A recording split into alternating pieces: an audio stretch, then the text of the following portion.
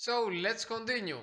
We were here where we were printing the name of the user, which was George.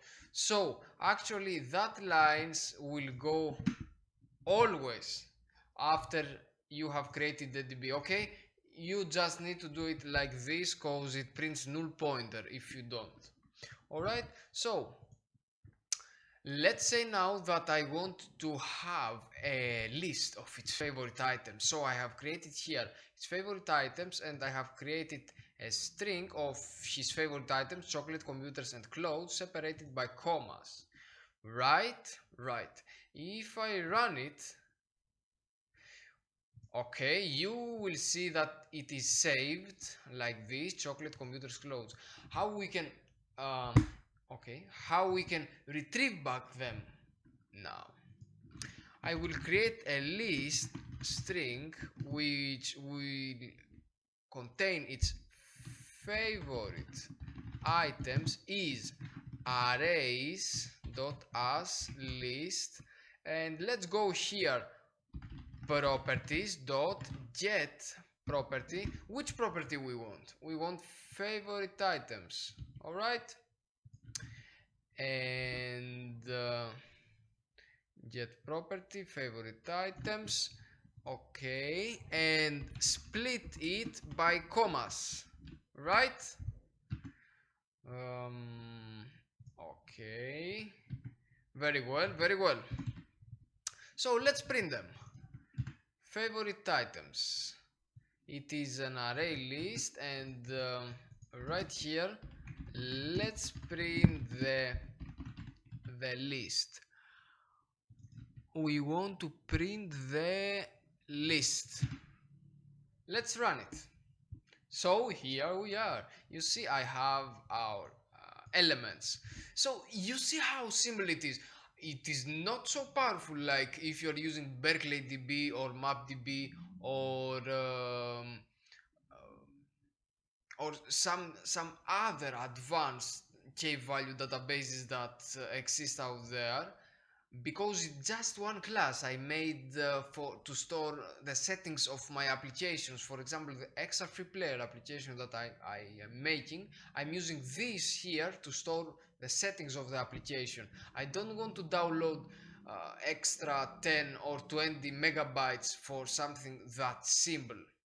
Alright, so I will go more advanced now. Let me check here, 2 minutes. So very well, you may say me, but what if I have not saved that property, favorite items? So let's go here. I will show you how to delete a property right now. Delete a property.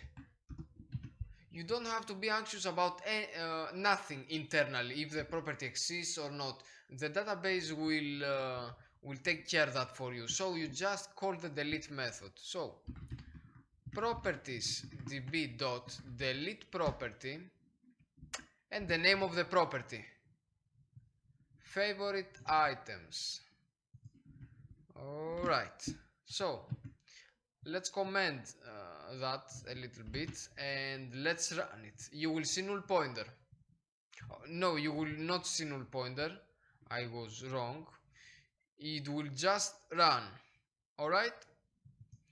And here there is not that property anymore. You see, favorite items. Why this is still running here? Okay, so now I uncomment these lines and I will run it. You will see null pointer exception. Why? Simply because the property doesn't exist and you go right there and try to retrieve that property. So Java 8 have something special called optional. So optional dot off nullable. So we want to call this if, look, and I'm doing here, I'm getting the properties, you see, and this will not print null pointer exception. Alright, I want you to go and see some tutorials about optionals in Java. That's some things that need extra exercise in order to understand better. I'm just showing you here as an example to understand. So, if present, the if present method is called only if the value is present. If it is null, it will not be called. So I want here it will return the value of that key, and we will do the same thing actually. Look, here we have the value, and you see, right, let's run it. It will print nothing. Why nothing? Because it goes right here. It checks, does the property favorite item exist? Yes.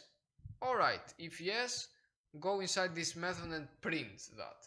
If not, just don't do nothing. Bypass it. Very well. What else I can show you? I have shown you how to save or update properties, how to delete a property, and I will comment it, and how to retrieve a property and have in mind the case that it may be null. So you may say to me here, but what if it is null? I want to do something. Well, you can have an extra if and call this here properties. Okay, you can have it, you can have a string right here, string favorite items is, all right, and do like if favorite items is null, do something. You want to do something if it is null, if it doesn't exist. Else you can pass it right here, favorite items as string, favorite items as string, favorite items as string. Okay, we have some errors here from something other. Well, so done. If it is null, do something that you want, but if it is not, go like this. Alright, I will go back to the code we had before. So we were right here. Let me see. 8 minutes. I will cut it here, and I will speak in the next video.